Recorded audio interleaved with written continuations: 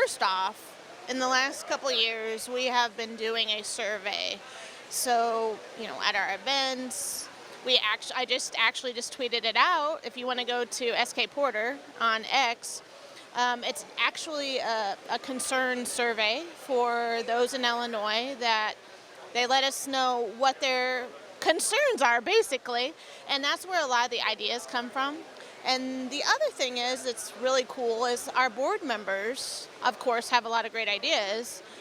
For example, Brady Holst, that you may have interviewed or will interview, he has his own project that he went to a researcher about soybean cyst nematode, and he actually came up with that project on his own, and we did fund that.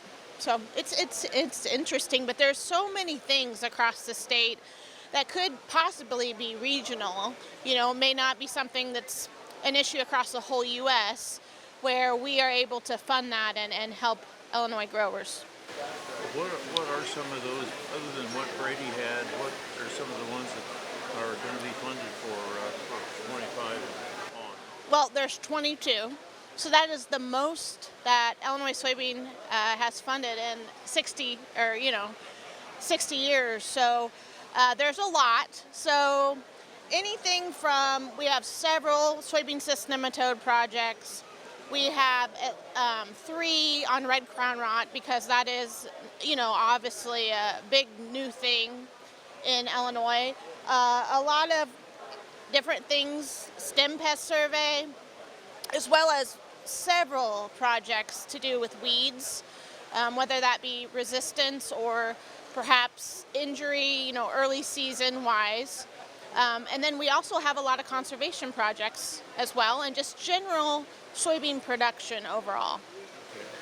How did research from this past year turn out? Did you have some results that you can carry out to farmers this winter and tell them, hey, we just found out that you ought to do this and this and this? So there's so much to talk about, and we have little time.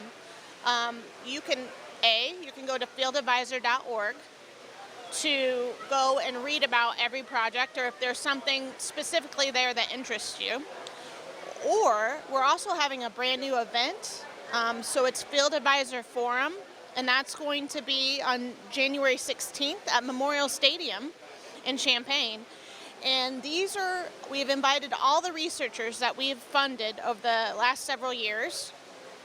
I can't guarantee they'll all be there, but most of them will be there.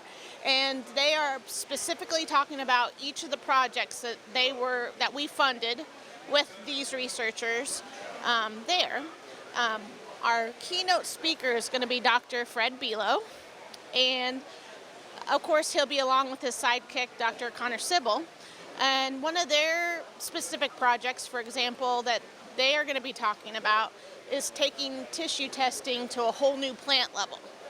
So that's just one tidbit that we're going to learn about there, but there's so much more that we'll have there. So, think of Dr. Aaron Hager, Dr. Nick Sider, Jason Bond from SIU, for example. These are all researchers that are going to be invited, and therefore not only just for farmers to learn from, but farmers to actually engage with. If farmers were doing their own research, do you have any guidance from them on what they should do and how they should do it? Yeah, so we had several of our board members, as well as just general farmers, come to us. And not only do they have a lot of concerns, but another thing that we really wanted to do in Illinois was to try to connect farmers to the researchers and get some more on-farm trials going.